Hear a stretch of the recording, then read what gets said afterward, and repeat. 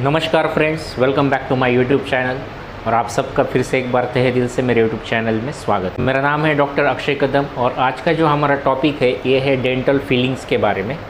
Dental feeling मतलब जो हम दांतों में मसाला भरते हैं। जनरली हम ऐसा बोलते हैं कि दांत में गड्ढा हो गया तो दांतों में मसाला भरना है। मसाला मतलब ये एक जनरल टर्मिनोलॉजी है। मसाला मतलब ऐसा कोई मसाला रहता नहीं है। जो हम दांतों में फीलिंग करते हैं उसके अलग अलग टाइप्स रहते हैं, उसके बारे में ही आज की वीडियो में हम बात करेंगे। तो देखिए, आज सबसे पहले हम देखेंगे कि दांतों में ये फीलिंग्स कब की जाती है या फिर कब ज़रूरत पड़ती है।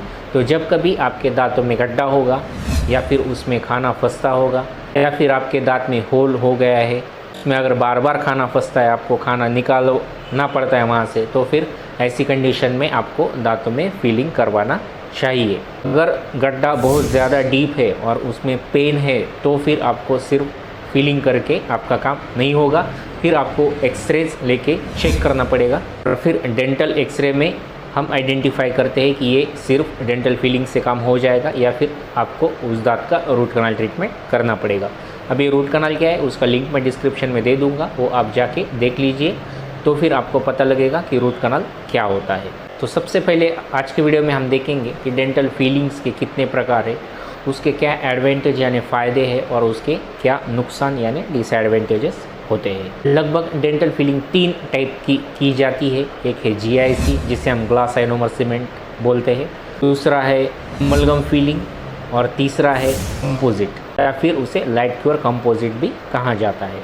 तो सबसे पहले से हम चालू करेंगे। तो सबसे पहले आता है glass ionomer cement. Glass ionomer cement ये एक फीलिंग का प्रकार है जिसमें थोड़ा सा सीमेंट रहता है और एक लिक्विड रहता है। उन दोनों को मिक्स करके दांत का जहाँ भी गड्ढा है या फिर होल है वहाँ पे उसको अच्छी तरह से भर के उस दांत को पेन किया जाता है, ताकि आप जब कभी खाना खाओगे तो उस गड्ढे में या फिर होल में आपका खाना फंसने की आपको परेशानी ना हो। तो इसके एडवांटेजेस अगर हम देखे जाए तो जहाँ पे छोटा गड्ढा है या फिर आगे के दांत में गड्ढा है या फिर बच्चों में भी GIC काफ़ी यूज़ किया जाता है, क्योंकि उसका सबसे बड़ा एडवांटेज ये है कि वो फ्लोराइड रिलीजिंग सीमेंट है। तो जो दांत के लिए जो फ्लोराइड नेसेसरी होता है बच्चों में वो उससे रिलीज होते रहता है और उसके वजह से दांत को जो सर्टेन अमाउंट ऑफ फ्लोराइड चाहिए रहता है वो उसमें मिल जाता है। अभी इसका डिसएडवांटेज ये है कि इसका जो स्ट्रेंथ है वो इतना ज़्यादा नहीं रहता है। दूसरा डिसएडवांटेज ये है कि इसका जो कलर है वो आपके दांत के कलर को बिल्कुल मैच नहीं करता है। दिखने में तो थोड़ा सा वाइट ही दिखता है वो, जैसे आप इमेज में देख पा रहे हो, लेकिन एग्जैक्ट मैच नहीं करेगा। बस ये 2 ही उसके डिसएडवांटेज है।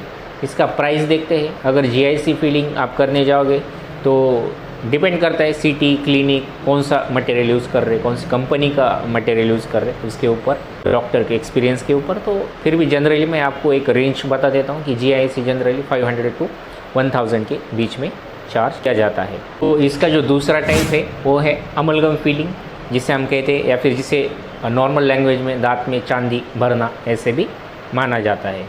तो इसमें क्या रहता है, ये अमलगम रहता है। इसके अगर हम एडवांटेज या फिर उसके फ़ायदे देखेंगे तो इसका है सबसे बड़ा फ़ायदा है स्ट्रेंथ। इसका जो स्ट्रेंथ है ये बहुत ज़्यादा हार्ड रहता है, इसकी वजह से उसका जो स्ट्रेंथ है बहुत अच्छा रहता है। दांत के अगर पीछे की दांतों में अगर आपका गड्ढा है या फिर होल है तो आप अमलगम के साथ जा सकते हो। इसका स्ट्रेंथ बहुत बढ़िया सा रहता है। जनरली ये जल्दी से फ्रैक्चर नहीं होता है, सालों साल ये चलता है। और इसका दूसरा एडवांटेज है, इसका भी कॉस्ट कम रहता है as compared to composite. Generally 500 to 800 के अराउंड इसका कॉस्ट रहता है पर टूथ। अभी देखेंगे इसके डिसएडवांटेज। तो देखिए, अमलगम जो है जिसे हम चांदी बोलते हैं, दिखने में ये तो सिल्वर फीलिंग रहता है ना, तो दिखने में ये काला दिखेगा, दांत के कलर का नहीं दिखेगा। आप इमेज में देख पा रहे होंगे। अगर आपका अमलगम फीलिंग करते हो आप टूथ में, तो तब भी आप मान लीजिए आपने पीछे के दांत में वो फीलिंग किया है ऊपर की तरफ, तो आप कभी आईने में अगर देखोगे ना तो आपको दिखेगा। आप बहुत जल्दी आइडेंटिफाई कर सकते हो कि ये जो कालापन है दांतों के ऊपर ये अमलगम है या फिर जिसे हम चांदी भरना कहते हैं। इसका एक डिसएडवांटेज हो गया। एक दूसरा डिसएडवांटेज ये है कि इसके कारण मर्क्यूरी टॉक्सिसिटी हो सकती है। मर्क्यूरी टॉक्सिसिटी मतलब क्या, अगर वो इनकेस कभी फ्रैक्चर होता है और वो आपके पेट में चला जाता है, क्योंकि उसमें मर्क्यूरी रहता है तो उसका डिसइंटीग्रेशन होता नहीं, मतलब वो ख़त्म नहीं होता, अगर आपने कभी मर्क्यूरी देखा होगा ना, तो वो सिर्फ पार्ट्स में डिवाइड होता चला जाएगा, वो पूरी तरह से कभी भी ख़त्म नहीं होता है। तो मान लीजिए आपने खाना खाते हुए फ्रैक्चर हो गया और आपके स्टमक में या पेट में चला गया, तो आपको मर्क्यूरी टॉक्सिसिटी हो सकती है, गैस्ट्रिक इरिटेशन हो सकता है, या फिर पेट की कई बीमारी आपको हो सकती है।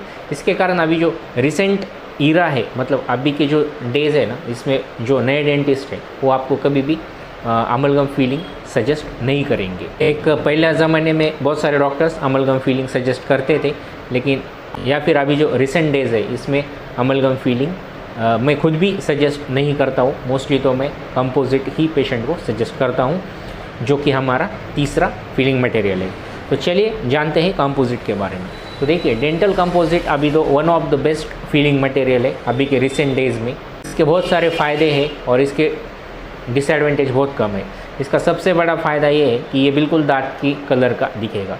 जब कभी आप दांत में फीलिंग करते हो कंपोजिट के साथ, तो ये बिल्कुल मैच हो जाएगा। ये आपको आइडेंटिफाई खुद को भी नहीं करते आएगा, इतना ये मैच हो जाता है। इसका दूसरा सबसे अच्छा फ़ायदा ये है कि इसमें शेड्स अवेलेबल है। किसी के दांत का शेड A2 रहता है, किसका B2 रहता है, किसका B3 रहता है, किसी का A1 रहता है। तो ऐसे बहुत सारे शेड्स इसमें अवेलेबल है।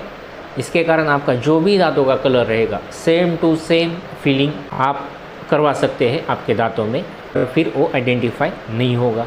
तीसरा इसका एडवांटेज ऐसा है कि इसका जो स्ट्रेंथ है वो भी काफ़ी अच्छा है। ऐसा नहीं है कि ये बहुत जल्दी फ्रैक्चर हो जाता है। बस शर्त एक ही है कि आपको अच्छी क्वालिटी का कंपोजिट यूज़ करना ज़रूरी है। अगर आप अच्छी क्वालिटी का ब्रांडेड कंपनी का यूज़ नहीं करोगे तो फिर वो फ्रैक्चर हो सकता है। इसका चौथा फ़ायदा ऐसा है कि ये बिल्कुल बायोकम्पैटिबल है। मतलब अगर इनकेस कभी खाते वक्त आपके पेट में चला जाएगा तो आपको कोई भी उससे साइड इफ़ेक्ट नहीं होगा।